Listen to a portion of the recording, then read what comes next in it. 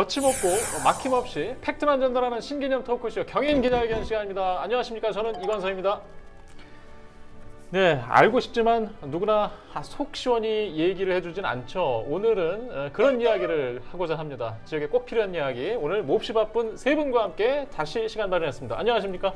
예. 안녕하세요. 네, 자 우리 부천시의회에서 두 분 또 나오셨습니다. 자, 우리 미래통합당과 민주당에서 부대표를 맡고 계신 광래경 의원님 먼저 소개합니다. 안녕하세요. 예, 오늘 자리를 바꿔서 이쪽에 앉으셨습니다. 어색하네요. 예, 뭔가 그 예고하는 것들이 있어요. 예, 오늘 맞은편에는 박정산 의원님 나오셨습니다. 안녕하십니까? 네, 안녕하십니까? 예. 자, 양당에서 오늘 역할을 되게 중요하게 좀 부탁을 드리겠고요. 또 함께 우리 부천시를 출입하고 있는 이정아 기자도 함께 나오셨습니다. 안녕하십니까? 안녕하세요. 예. 안녕하세요. 자, 소개를 저희가 길게 하지 않은 이유가 오늘 할 얘기들이 방대해요. 중요하고 상동 영상문화단지 개발 관련 이야기 다시 한번 준비했습니다. 지난 7월 30일이었죠? 7월 30일 날 저희가 고대하고 고대했던 공청회가 하나 있었습니다. 예, 오늘 그 이야기를 할 건데요. VCR 보고 와서 이야기 나누겠습니다. 이미 여러 차례 연기됐던 부천 영상문화 산업단지 시민 공청회의 막이 올랐습니다. 다양한 의견을 들어 지지부진한 사업 방향을 마침내 결정하겠다는 취지입니다. 부천 개발 현안에 시민들도 관심이 많습니다. 아무래도 거기가 많이 지금 굉장히 좋은 위치에 있는 장소임에도 불구하고 전혀 개발이 안 되고 복합적으로 개발이 안 되고 단편적으로 개발이 됐던 거에 조금 그건 아니라고 싶었거든요. 저는 거기가 방송국 같은 게 들어왔으면 좋겠거든요. 뭔가 들어와서 잘 활발하게 잘 되면 좋을 것 같다는 생각을 하고 보려고 생각하고 있어요. 오는 2026년까지 부천을 영상 콘텐츠 산업의 중심지로 만들겠다는 계획. 면적은 38만 2천여 제곱미터, 사업비만 4조 이상 투입됩니다.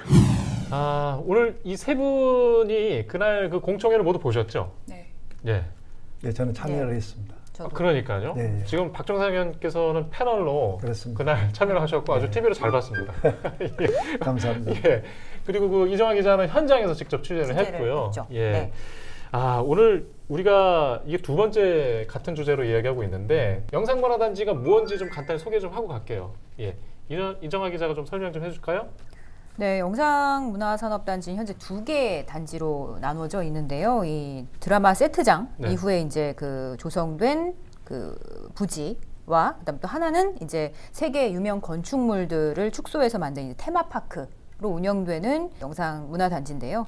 이 부천시에서 이제 보유하고 있는 다양한 문화 콘텐츠를 좀 기반으로 해서 그 방송과 영상 또 문화산업 등의 융복합 개발을 이제 도시의 이미지에 맞게 이렇게 브랜딩하는 이런 그런 이제 부지죠. 예. 하도 우리가 그 뉴스 보도나 네. 그다음에 뭐 이 자리를 통해서도 설명을 자주 했었고요. 간단히 개요만 좀 이렇게 설명하고 이야기를 시작하도록 하겠습니다. 부천의 거의 마지막 남은 개발지라고 할 수 있는 아주 중요한 또 입지도 훌륭하죠. 그래서 관심들이 더 많은 것 같습니다. 자, 공청회에서 있었던 이야기를 좀 본격적으로 해보겠습니다. 우리 저 박정산 의원님께서는 그날 패널로 참석하셨잖아요. 네, 입장이 예. 중간 지대에 있었다고 생각이 듭니다. 네, 다른 분은 안 계셨나요? 시의회에서 나오시는 분이? 없었습니다. 예. 뭔가 지금 말씀하시려고 지금 그러시는데 어떤 얘기 하시려고? 이 문제의 공청회로 가게 된 그 근간이 네. 사실은 서른 의원님의 제안이었어요. 네.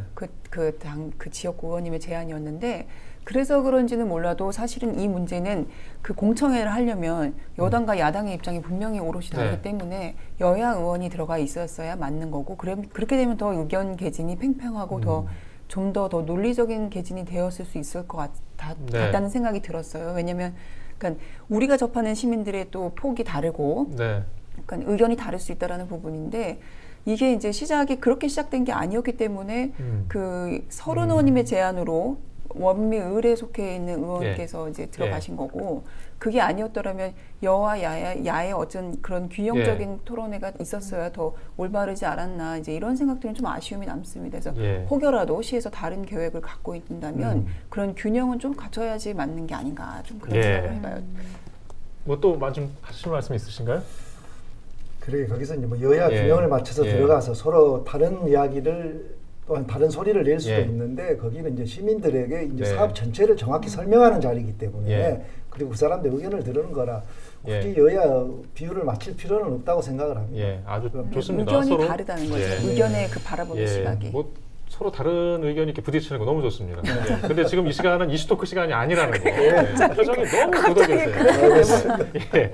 아, 참, 걱정됩니다, 지금 오늘. 예. 근데, 자, 일단, 개발을 지금까지 흘러온 과정을 일단 저희가 다 이렇게 길게 설명드릴 수는 없는데, 이 공청회가 왜 열린 건지, 그리고 이 공청회 뒤에는 어떤 계획들이 남아 있었던 건지, 일단 의회에서 제일 잘 아시잖아요. 이제 공청회가 열린 거는 지금 그 작년 4월에 이제 GS 건설 컨소시엄이 이제 우선 협상 대상자로 선정이 되면서 그런 과정들이 이제 설명이 없었고 시민들에게는 한 번 정도 이렇게 간담회만 했고 공청회는 안 예. 했습니다. 그래서 이제 서른 의원님이나 우리 지역에서는 최소한 시민들에게 내용들을 알리고 그 사람들의 의견도 받아들여야 된다. 예. 그것이 공청회지 다른 이유가 없다. 이제 이렇게 된 거죠. 그래서 이제 공청회를 하게 된 거고 그리고 이제 또 밖에서 볼 때는 왜 시가 GS 건설에 끌려가는 것처럼 네. 급하게 서두르려고 일정을 정해놓고 거기에 맞추려고 하느냐 이런 이야기가 또 나올 수 있잖아요.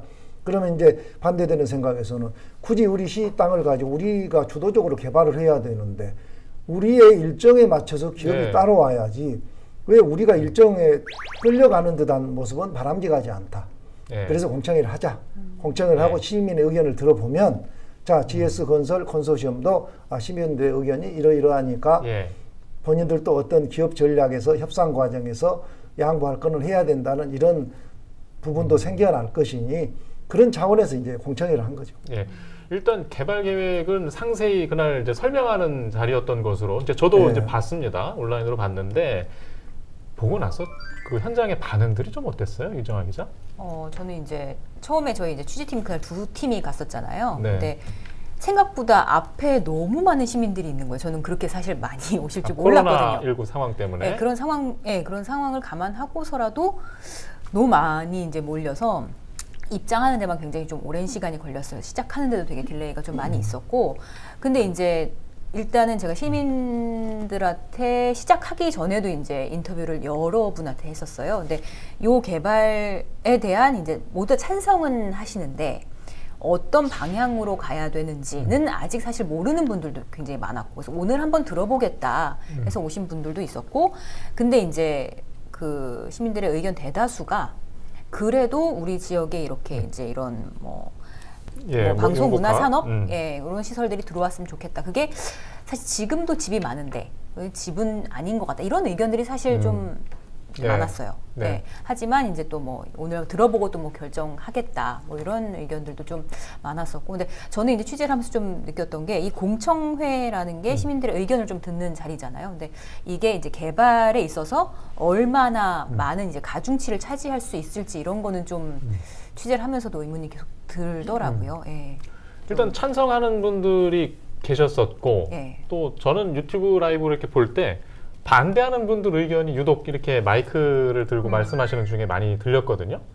어떤 내용들이었나요? 직접 같이 보셨잖아요. 네네. 근데 저는 그때 이제 취재 네. 영상을 따로 봤거든요. 네네. 네. 그 영상 중에 방금 말씀하신 걸 좀 덧붙이자면 한 시민분이 이렇게 말씀하신 게 있었어요. 그러니까 우리도 제발 이런 걸 하려면 그냥 막 뭐 어쩌고 잘 알지도 못하는 그런 거보다는 그냥 좀 특정 방송국, M 방송국 같이 그런 좀 거대한 방송국이 좀 들어오게 해주세요. 이러시는 네. 거예요. 근데 그렇게. 그분이 그 말씀을 딱 하시는데 거기에 그 안에 되게 많은 내용이 포함되어 있는 거거든요. 아주 단순하지만 아주 어려운 일이고 할 수 없는 네. 되게 어려운 일을 그분은 숙제로 던져주신 건데 그게 기업에 대한 그 정도의 안전성이 있어야 되고 경제성이 있어야 되고 뭔가 우리의 생산하는 시너지가 있어야 되는 그 모든 것을 다 포함하는 우리들이 생각할 때는 그 모든 것에 하나의 그냥 큰 뭔가를 딱 던져주고 가신 건데 주민분들이 더 잘하시는 거예요. 그 네. 방송국에 들어오려면 그 정도 규모의 생산이 가능한 방송국이 들어오기를 바라는 거지 그냥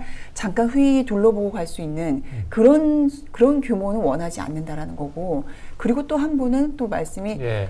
왜 여기다 또 집이냐. 그렇게 할 거면 진짜 더 비싼 값에 집을 지어버리지. 예. 그것도 아닌 것이 저것도 아닌 것이 왜 이상한 중간 어딘가에 있는 좀 이런 모양새가 무엇이냐. 그러니까 집에 대한 그날 주거에 대한 문제는 어마어마하게 나왔었고요. 그리고 교통에 대한 문제.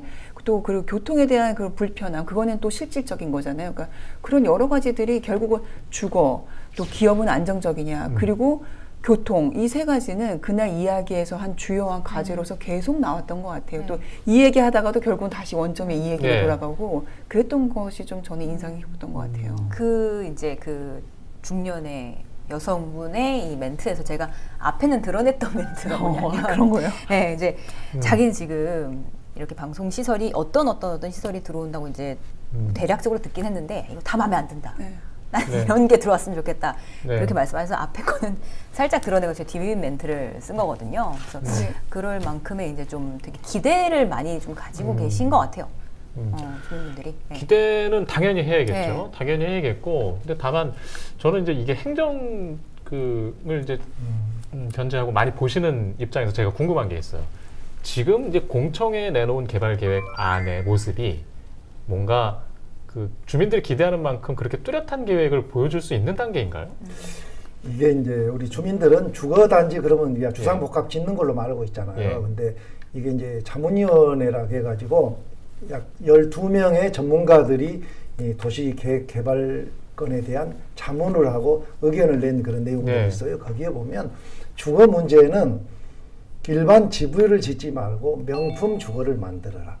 그 주거를 만들 때 도시 전체를 설계를 해가지고 쉽게 말하면 세계적인 건축가가 그 영상문화산업단지를 설계를 하자. 그러면 내실적인 기업 유치나 여러 가지 사업과 외형을 가지고도 관광자원이 되기 때문에 그러한 취지로 설계를 해라. 그냥 주거를 지으면 안 된다. 명품 주거를 도시와 분명히 맞게 어울리게. 한국에 가면 부천의 영상문화산업단지는 세계적인 어떤 건축가가 건축 설계를 한 관광지다라는 것을 명확히 하면 그런 관광객 유치도 대단하겠다라고 해서 이제 그렇게 들어왔는데, 그거에 하여튼 뭐 이야기를 여기서 할런지 해도 될런지 모르겠는데 그 설계비가 한 400억 정도 들어간다고 그래요. 그래서 자문위원들은 GS 컨소시엄이 이제 알기로는 그 세종 신도시도 설계를 했기 때문에 우리가 충분히 가능하다라는 이야기도 나왔는데 그래도 명품 주거와 명품 영상문화산업단지가 되려면 400억 정도는 투자를 하자. 그렇게 하고 그 비용에 대해서는 또 공공기에서 일부 또 축소하면 그래도 그게 현실적이다 이런 이야기가 나온 거죠. 그래서 그건 알려지진 않았지만 그 부분은 다른 것들은 다 조정을 했는데 그거에 대해서는 특별한 언급이 없더라고요. 일단 반대 의견에 대해서 뭐 유치하겠다고 언급한 유명 그런 회사들에 대한 약간 걱정과 불신들이 있었다는 이야기했고, 그다음에 이제 주택 공급 계획의 물량에 대해서 좀 반대 의사가 있었고, 이 밖에 또 반대 의사가 혹시 또 있었던가요, 현장에서? 현장에서는 이제 이런 이야기 지금 보면 이게 우리가 이제 코로나19 이 사태로 인해 가지고 기업 환경이 많이 바뀌고 있잖아요. 그래서 전통 산업들이 이제 어떤 몰락하는 상태고 이렇게 이 기업의 사이클이 상당히 빠른 속도로 변하고 있는데, 그래서 이 영상 문화와 관련된 이 소니 픽처스 이런 기업들도 과연 또 한국에 올 수도 있을 수 있냐라는 의구심들이 있는 거예요. 왜 그러면 요즘에 외국에 나가 있던 기업들을 전부 자국으로 유턴을 시키고 있잖아요. 다양한 이제 세제 지원을 하면서. 그래서 과연 이런 기업들이 굳이 여기 필요한가에 대한 의구심들을 이야기를 했어요. 우리 한국에도 좋은 기업이 얼마나 많지 않느냐. 영상 문화와 관련된 KT, 뭐 SK, LG, U+, 뭐 이런 등등 이야기를 했어요. 그런 기업도 한번 유치하려고 노력을 해보고 좀 안 되면 또 이런 방법도 찾아야 되는데 왜 그 소니 픽처스를 이게 미국 기업도 아닌데 미국 기업처럼 호도해가지고 데리고 들어오려고 하느냐 이런 이야기도 있었어요. 뭐 꼭 뭐 미국 기업을 바라는 건 아니지만 그만큼 유수의 좀 큰 규모의 경쟁력 있는 그런 컨텐츠 기업들이 들어왔으면 한다. 뭐 이렇게 이해를 하면 되겠는데. 그렇죠. 지금 뭐 경제 위기 상황이 좋지 않아서 더불어 좀 유치에 대한 걱정이 드는 건 사실입니다만은, 그러면 이런 범위 안에서의 반대 의견들이 있었고 찬성하는 뭐 현장에서 의견들도 있었던가요? 이제 찬성하신 분도 몇 분 계셨는데 전체 개발에 대한 총론에는 다 찬성을 했죠. 다 찬성하고 이제 강론에 들어가다 보면 자기 의견들을 이제 깊이 이제 내용들을 넣은 게 있어요. 이제 뭐 몇 가지 예를 들어보면 판교에 대한 예도 들어 있었고 공영 개발에 대한 이야기도 있었고 뭐 도시공사의 역할도 있었고 자 이런 기업을 인큐베이팅해서 성장시키는 데는 우리 시비로 할 게 아니고 국비를 가져다 해야 된다. 이게 국가적인 차원에서 할 일이지 왜 우리 지방자치단체가 하느냐 이런 이야기도 있었잖아요. 그래서 그런 내용들도 전부 아마 모니터링이 됐을 겁니다. 그래서 시에서 그런 부분까지도 이제 검토를 하고 있는데 거기에 이제 굳이 제 의견을 좀 붙여보면은 그 공간 지리학에 그 도시의 공간을 어떻게 활용하느냐에 따라서 앞으로 미래의 도시는 발전할 수 있느냐 없느냐라는 문제가 심각하게 지금 대두가 되고 있더라고요. 그래서 젊은 층들이 내가 어떤 도시에 가면 미래에 어떤 직업을 갖고 어떻게 살아가면서 내 인생이 정리가 될 건지 이런 부분들까지도 지금은 고민을 한다는 거죠. 그래서 그런 고민들을 가지고 접근해 보면 과연 우리 부천시 영상문화산업단지를 이대로 계속 밀어붙여서 추진하는 것보다는 주변 내용들을 좀 살펴서 조정을 해야 되는 문제들. 근데 그날 굳이 나온 거는 주거 비율 이런 거는 이미 낮췄어요. 원래는 뭐 37.5%에서 29.7%까지 낮추고 이제 300세대를 줄이고 그랬는데 이제 그런 문제도 그다음에 그래서 그 기업용지 한 블럭이 전체적으로 이제 문화 영상 관련된 기업용지로 이제 늘어난 거죠. 뭐 이렇게 해서 했고 또 이제 관광 산업을 유치한다고 그러는데 그러면 대형 버스들의 주차장 문제를 어떻게 할 것이냐 이런 이야기도 나왔었거든요. 그래서 그런 주차장 문제까지도 검토를 해서 대형 버스 몇 대 이상은 주차를 할 수 있게끔 그리고 주차를 지하에다 넣을 수 있는 이런 것까지도 이야기가 나왔었죠. 지금 이제 개발에 대한 동의는 있다고 하시면서 강론에 들어가서는 서로 의견이 다르다는 의견 주셨는데 다른 의견 있으세요? 좀 이게 좀 답답하네요. 이제.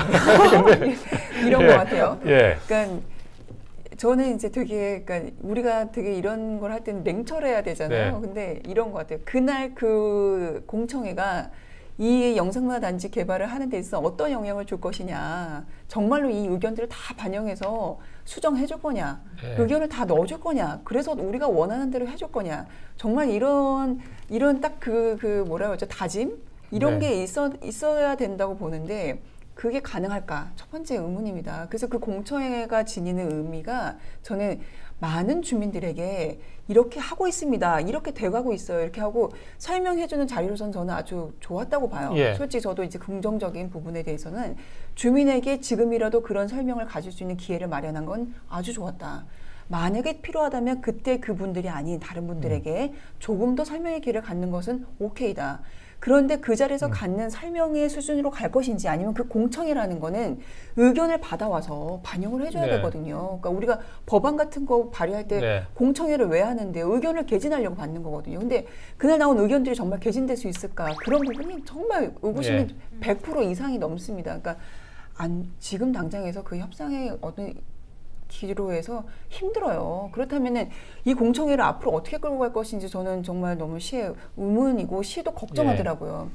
결론이 없는 공청회를 하는 게 어떤 의미인지 시의 담당자도 그러니까 그 책임 있는 담당자께서 걱정을 하시더라고요. 벌써 걱정이 붙들어 있더라고요. 그러니까 이 공청회라는 의미가 무엇을 가질 거냐 저는 고민해봐야 된다고 보고 그리고 두 번째 또 실질적인 얘기를 하자면 아까 말씀하셨는데 29.7% 비율이 줄었어요. 비율은 줄었지만 5,500세대에서 300세대 줄은 거예요. 그래서 5,200세대 가량이 됐는데 시민들이 원하는 거는 그런 게 아니거든요. 3,000세대 정도로 줄었으면 좋겠는 거예요. 근데 그냥 용지를 좀 더 효과적으로 쓰는 그거는 비워줬을 때 위로 올라갔단 말이에요. 그러니까 그건 눈 가리고 아웅이에요, 정말로. 그러니까 그런 부분의 비율을 줄여달라는 요청이 아니었습니다. 시민들이 원할 때는 주거 비율을 줄여달라는 시민들은 진짜로 한 3,000세대가 되기를 바라는 마음이었지 300세대가 되게 줄여달라는 요청은 아니었을 거예요. 그러니까 그런 부분들에서 더 이상 할 수 없는 부분들에 대해 있거든요. 그러니까 그런 부분에서 시는 이 사업을 이러한 방식으로 하려면 더 이상 이 부분은 할 수가 없습니다. 다만 이 부분은 들어드릴 수 있습니다. 이렇게 좀 선을 분명하게 긋고 해야 될 필요가 있고 아니라면 그 의견을 다 들어서 전면적인 재검토까지도 논의해야지만 이게 우리가 유의미한 공청회가 되지 자꾸 이거를 진짜 누구 무서워서 막 이렇게 예. 하는 그런 식의 공청회는 저는 원하지 않습니다. 진짜 예. 그렇게 자꾸 되니까 일이 원활하지 않는 거예요. 그러니까 할 수 있는 부분과 할 수 예. 없는 부분을 좀 시민에게 나눠줬으면 좋겠어요. 알겠습니다. 제가 보니까 그 의회에서 왜 패널로 이렇게 초대를 안 했는지 어느 정도 예측이 되는 것 같습니다. 자, 농담이고요. 참 그만큼 아직도 의견이 분분한 상황이라는 거. 지금 이 시도 굉장히 이제 공청회 후에 더 혼란스러운 느낌이에요. 그러니까 그렇죠. 무엇을 물어봐도 대답을 못 하더라고요. 네. 그거는 아직 예. 조금 더. 예. 예. 그러면서 이제 공청회 이후에 사실상 더 이제 좀 해결해야 할 문제들이 가시적으로 보이니까 네. 여기에 대해서 뭐 하나 답변을 제대로 하지 못하는 공청회라는 게 네. 행정 절차상 이게 반드시 이제 형식적으로 있는 거잖아요. 그 다음에 어떤 그 제도를 만드는 과정에서의 마지막 주민 합의 과정이잖아요. 예, 의견 수렴 과정이고. 그러면 그 다음에 진전이 돼야 되는데 지금 진전이 될 것 같아요? 그렇죠. 근데 그래서 저도 물어봤어요 그거를. 예. 진전이 될 것 예. 같으세요? 앞으로 예. 좀 더 하고 한 번 더 하고 한 번 더 하면 괜찮을까요? 예. 근데 그거 아직은 네. 그러니까 오히려 네. 오히려 더 간극이나 어떤 입장이 네. 뚜렷해져서 더 힘든 상황처럼 그렇죠. 느껴진다. 반대 의견들이 너무 많이 나왔고 그러니까 네. 그런 이제 반대 의견에 대한 목소리도 시에서 어느 정도 예상을 못했던 부분까지도 이제 뭐 예를 들면 기업에 대한 이런 예. 것들 반론들 예. 뭐 그런 것들에 대해서도 혼란이 좀 있는 것 같았어요. 전문가들이 예. 그날 좀 그래도 도움이 되는 이야기들을 하지 않았습니까? 그래서 저도 현장에 있었는데 네. 좀 아쉬웠던 부분이 예. 이런 사업은 공청회를 먼저 해야 되겠구나. 예.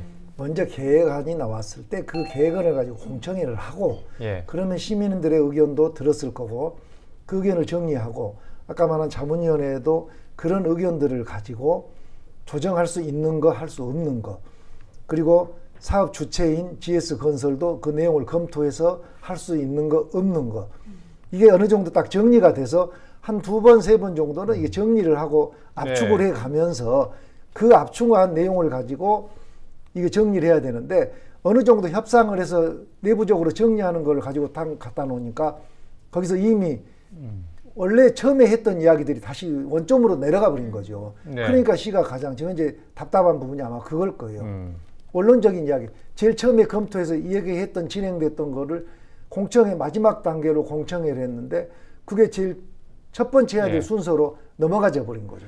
그러니까 1년이라는 잘못하면 허송세월이 공청회 시도가 지금 처음 있었던 건 아니죠? 처음이죠. 원래 처음인가요? 예. 그때는 예. 주민 설명회에서 아주 소규모로 그냥 예. 간담회 형태였고 예. 공청회는 이게 처음입니다. 지금 계속 미뤄진 거죠 공청회가 이제. 계획을 잡지 않았던 걸 이제 서른님의 제안으로 공청회를 예. 받아들였던 거고. 자, 그러면 또 여기서 되게 중요한 지점이 있어요. 그날 저희 카메라에 딱 그 두 분의 투샷, 이게 사람이 한 카메라 안에 2명이 등장하는 걸 투샷이라고 합니다. 예. 거기에 이제 장덕천 부천시장님과 그다음에 서른 의원님이 이렇게 봤습니다. 자주 잡혔습니다. 이제 저희가 이제 궁금해서 이렇게 카메라 기자가 잡은 것 같은데 이 두 분들이 그날 의견이 좀 달랐죠. 뭐 당연히 달랐습니다. 예, 마지막 인사를 이 두 분들이 하는 멘트를 제가 들었는데 장덕천 시장의 마지막 인사는 어떤 내용이었습니까? 네, 장덕천 시장께서는 이 영상문화산업단지 개발로 인해서 우리 부천시에 어떤 미래가 있다는 그 개발 계획에 대한 청사진을 이야기를 하고 예. 거기에 따라서 매각 대금을 가지고 원도심까지 개발을 해서 부천을 더 살기 좋은 도시로 만들겠다는 그 내용으로 이제 정리가 요약이 된 것 같고요. 마지막까지 설득하고자 하는 의지가 그렇습니다. 강하셨죠. 예. 그리고 우리 서른 의원님께서는 예. 첫 번째 이제 말씀이 천천히 가자라고 이야기를 했는데 그러면서 우리나라의 대표적인 도시 몇 개를 지정해서 말씀을 하셨어요. 예. 신도시가 생기면서 구도심이 몰락해버리고 예. 그렇게 해서 그 대책이 전혀 없는 상태에서 원도심의 슬럼화를 겪었기 때문에 그런 도시를 좋은 삼아서 함부로 이렇게 진행하면 안 된다. 어떤 경우도 지금 원도심이 슬럼화 될지 안 될지에 대한 검토는 단 한 번도 안 했기 때문에 지금부터라도 그런 것도 검토하면서 천천히 서두르지 말고 쫓기듯 하지 말자 그 말씀을 하신 거죠. 뭔가 지금 두 분의 얘기를 우리 박 의원님이 한꺼번에 얘기해 주시니까 제가 의도한 건 아니었는데 예. 일단 현장에 본 기자의 시각도 좀 필요해요. 저는 이제 장덕천 부천시장이 이야기했던 멘트 중에 기억이 남았던 게 콘텐츠 관련 사업 부지에 대해서 이게 얼마다, 이 부지가 얼마다라고 따지는 거에 대해서 약간 서운하다. 이렇게 관계로 말씀을 그렇죠. 이런 거 듣고 했어요. 싶었다고요. 이게 제조회사처럼 이제 공장이 넓어야 이제 생산량이 많이 나오고 이 고부가 가치를 내는 건 아니다. 이게 콘텐츠 기업이라는 건 아이디어가 중요하기 때문에 이 부지보다는 아이디어로 승부해야 한다.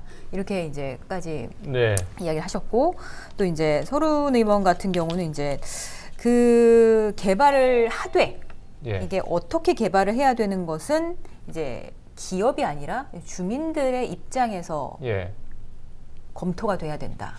그렇기 때문에 우리가 다각도적으로 좀 천천히 가야 된다. 뭐 이런 이야기를 두 분의 했죠. 의견을 이렇게 종합해 보면 결국에는 서른 의원님이 마지막에 점잖게 찬물을 확 끼얹으신 게 아닌가 뭐 이런 느낌도 드는데 두 번째로 답답함을 또 지금 느낀다. 마지막으로 한번 그럼 정리해 주시죠. 한 15년 전 일이죠. 부천 원미갑에서 화장장을 하겠다고 우리 그 시장 그때 당시 시장께서 화장장을 하겠다 추진하겠다고 했어요. 근데 지역 주민의 반대와 지역구 의원의 반대로 안 됐습니다. 아주 오래됐지만 저에게는 홍범표 전 시장 때죠. 윤회교 전 국회의원께서 그렇게 이제 완전히 아주 대립각이 심했었죠. 지금보다 더 심했죠. 그때 대립각이.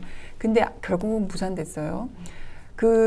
지금도 마찬가지라고 봐요. 저는 그 과거에 그 10몇 년 전에 있었던 일이 지금 결국은 우리에게 이 영상문화단지를 개발한 이 과정에 함께 거의 저는 데자뷰처럼 보이는데 그 과정을 풀어내는 거는 그때 왜 안 풀렸나 지금 곰곰이 생각하면요. 사람에 대한 감정이었거든요. 그때 화장장에 들어오지 못했던 게 주민들의 반대도 극심했었고 주민들을 이겨내지 못해요. 지역구 국회의원들도 그렇고 시장은 이런 생각이 있더라고요. 시장님은 전체에서 표를 받지만 지역구 국회의원은 거기서 받잖아요. 그러니까 그 지역구의 국회의원의 이야기가 지역 주민의 이야기가 국회의원에겐 더 뼈아프게 들리거든요. 근데 저는 지금도 그러리라 봅니다. 상동 영상문화단지에 있는 그 지역구 국회의원을 왜 우리가 존중해줘야 되느냐면 그래도 더 시민들이랑 밀접하게 이야기를 나눌 수 있는 구조로 되어 있어요. 그렇기 때문에 그 안에는 찬반이 있는데 그 부분에 대해서 서른 의원님이 판단하셔야 되는 문제고 그 지역구 국회의원이 그렇게 막 진짜 발벗고 다 반대하잖아요. 그럼 저는 이 문제를 해결하는데 계속 원점만 돌고 그리고 일하는 국회의원만 공무원들만 괴롭고 고로운 상황이 전 될 거라고 봅니다. 그러니까 이 부분은 정말 이 추진할 의지가 있다면 그 추진하는 의지를 정말 이 의견들을 어떻게 반영해 줄 건지를 분명하게 저는 해야 된다고 보고 그리고 할 수 없는 부분에 대해서는 설득을 하고 이 부분에 대해서는 명쾌하게 뭔가를 해결하지 않으면 절대로 예전에 과거 화장장처럼 저는 되지 않았으면 좋겠어요. 그러니까 제가 야당이지만 이 개발에 대한 계획에 있어서도 그냥 계속 주장하고 계속 설득만 할 것이 아니라 과감하게 버려야 될 거는 시장도 버리고 또 서른 국회의원도 받아줘야 될 거는 화끈하게 좀 받아줘가면서 할 수 있는 상생이 되지 않으면 이거는 안 된다고 봅니다. 알겠습니다. 아마 그 약간 서로 그 찬성과 반대 또 추진하고자 하는 입장 차이에 있는 분들의 모습을 좀 제가 여쭤봤고요. 근데 내용에 사실 집중해야 되잖아요. 그날 공청회 때 그래도 의미 있는 그 패널 분들의 이야기도 몇 가지 기억이 나거든요. 혹시 이제 그 보셨던 분들 중에 이거는 정말 지켜볼 만하다, 들여다볼 만하다, 반영했으면 좋겠다, 뭐 이런 생각나는 것들 있으세요? 가장 문제가 이제 주거 문제에서 이제 아까 말한 이제 비율이나 이렇게 여러 가지 다양한 주거 형태를 만들어라 내용이 있는데 그거는 일단 시의 기본 입장은 어렵다는 내용이고 기업 관련해서 이제 이야기가 있어서 약 870여 개의 기업이 들어오는데 이제 우리 장석천 시장께서는 기업의 크고 작고가 문제가 아니다라는 이야기를 하셨는데 그래도 거기서 이제 전문가들은 과연 기업이 그 연매출 5억도 안 되는 기업들이 무수히 들어와 가지고 과연 시의 세수에 무슨 기여를 할 것이냐 그런 부분들이 심각하게 고민이 돼야 된다는 이야기를 한 거죠. 그래서 나는 나중에 장덕천 시장께서 크고 작은 것을 굳이 따지냐는 이야기 했을 때 그런 내용으로 대꾸를 하는 것 같은데 그래도 저도 생각에는 기업은 어느 정도 고용이 가능하고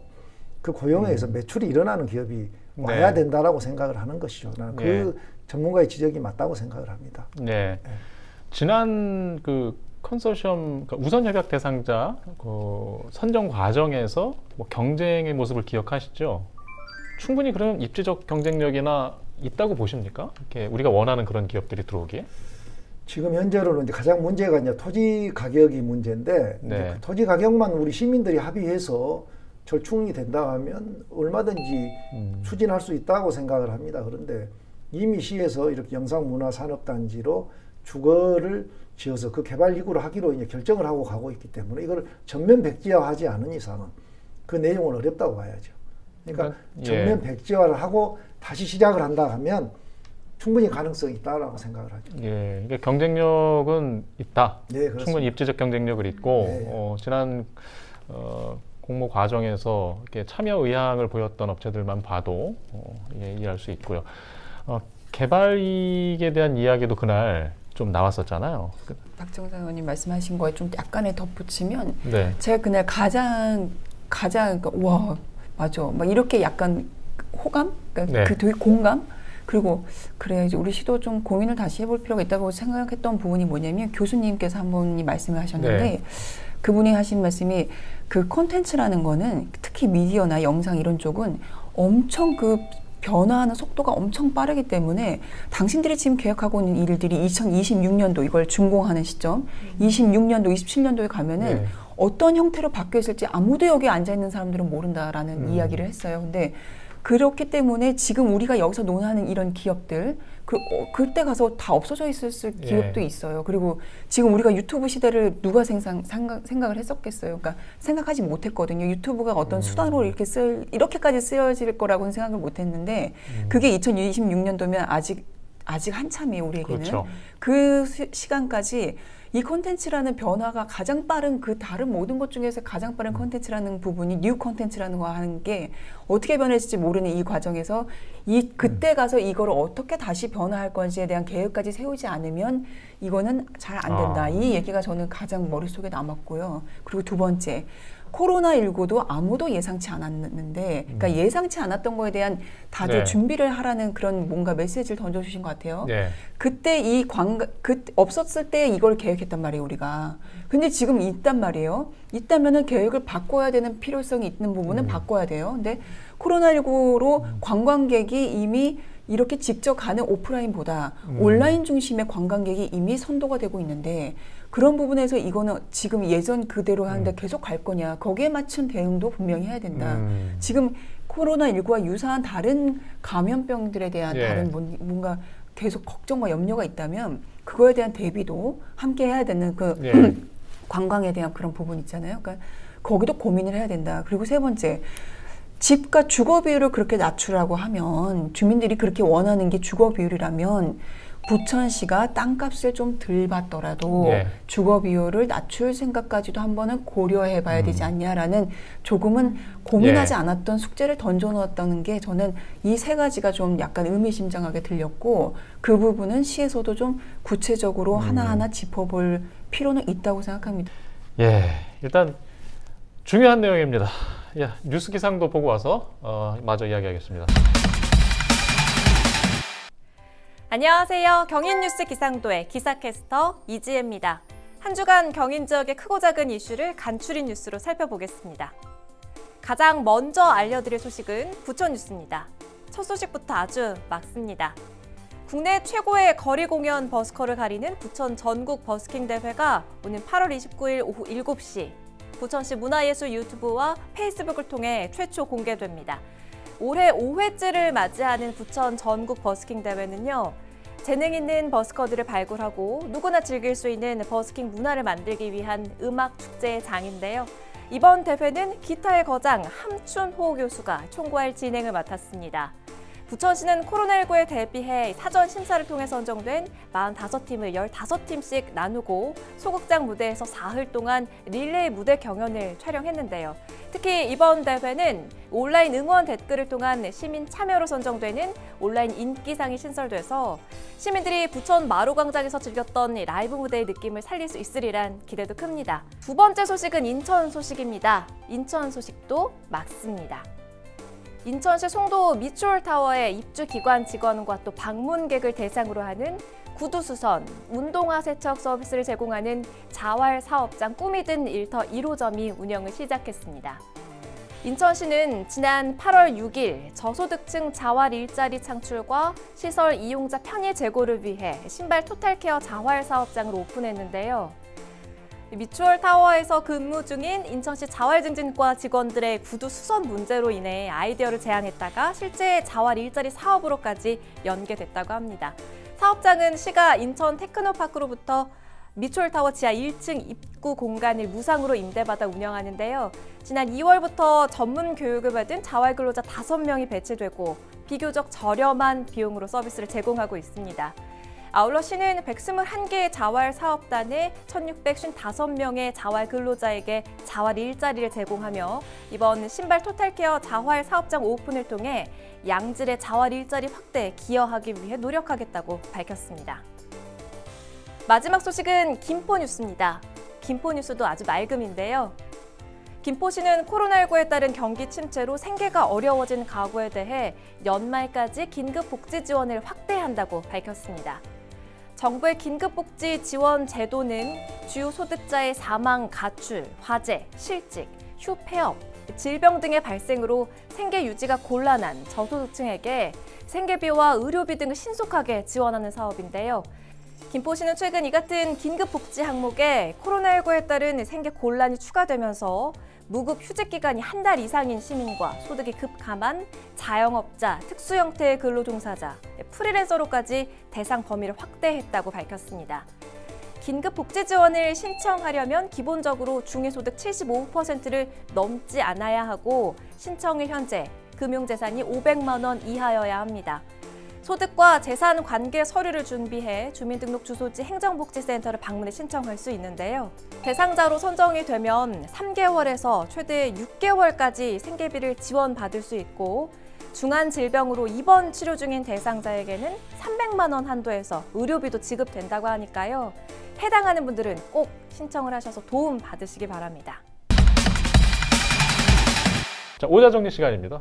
예, 전혀 난 모르겠다. 뭐 그런 표정으로 보고 계십니다. 저는 이제 예.